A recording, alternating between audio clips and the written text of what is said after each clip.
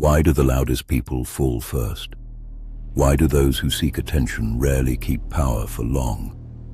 Amateurs chase the sun. They want to be seen, heard, celebrated. They mistake brightness for strength. They mistake attention for control. But the sun doesn't reward ambition, it exposes it. Those who stand too long in the light become targets. Their flaws sharpen, their mistakes magnify, and eventually, they burn. Real power never rushes forward. It steps back, it watches, it waits, in the shadows.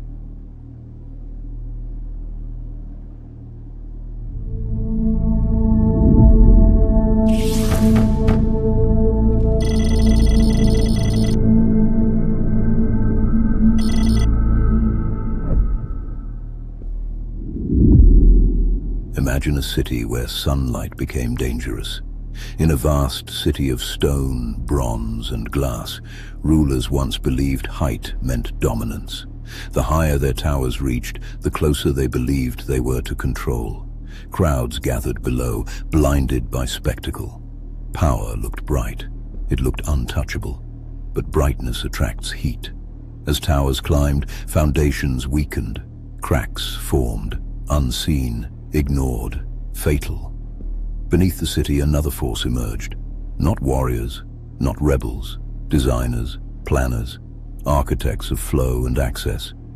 They shaped corridors instead of thrones, controlled movement instead of crowds, decided who reached where and when. When the towers collapsed, the city didn't descend into chaos.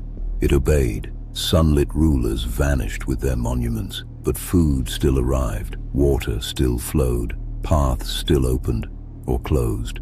No one knew who commanded it. They only felt the outcomes. The city learned too late. Those who chase the sun rule briefly. Those who master shadows rule silently. Power isn't loud, it's positioned.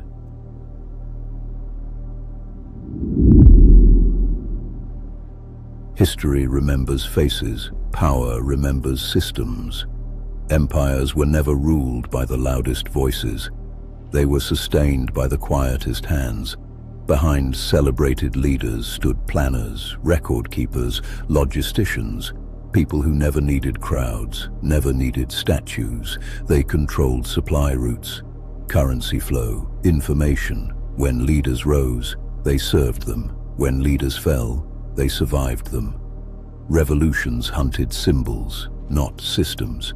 Crowds tore down banners, burned palaces, erased names, but the ledgers remained.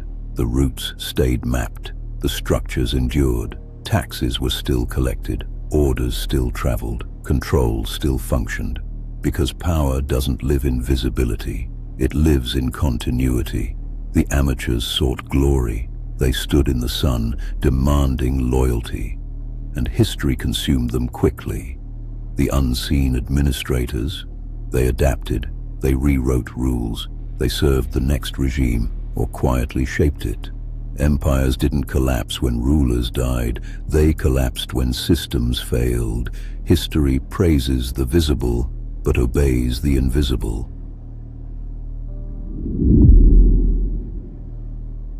What if attention became a weakness? In the future, visibility is measurable, trackable, predictable.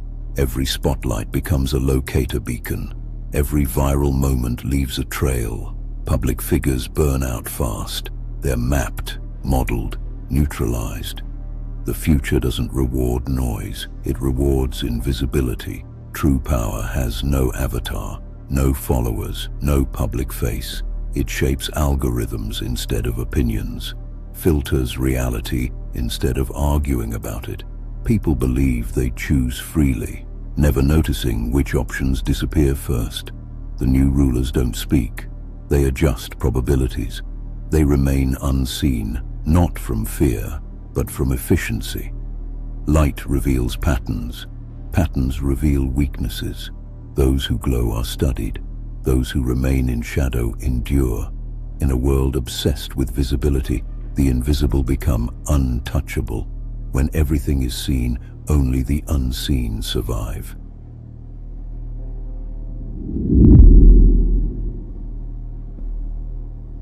This isn't about hiding, it's about timing. Amateurs chase the sun because they want validation. They want proof they matter. Now, power doesn't rush for proof, it builds leverage. Visibility is a currency. Spend it too early and you're bankrupt. The shadow isn't weakness, it's patience. It allows learning without exposure, growth without resistance, positioning without pressure. Those who rush into light must defend themselves constantly. Those who wait choose when resistance appears. Power moves quietly until movement becomes unavoidable. The goal isn't invisibility forever. It's entering the light prepared. When you step forward too early, you burn potential. When you step forward deliberately, you arrive unavoidable. Most people want attention, few want control. Most want recognition, few want responsibility. Power belongs to those who can wait, while others exhaust themselves performing. The shadows aren't fear, they're strategy.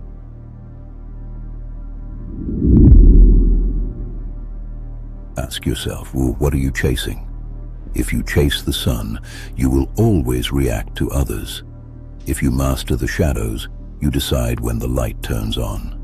Power doesn't sprint. It watches amateurs burn themselves out. Then it steps forward, untouched. Remember this, the sun exposes, the shadow protects. Amateurs chase the sun and get burned. Power stays in the shadows.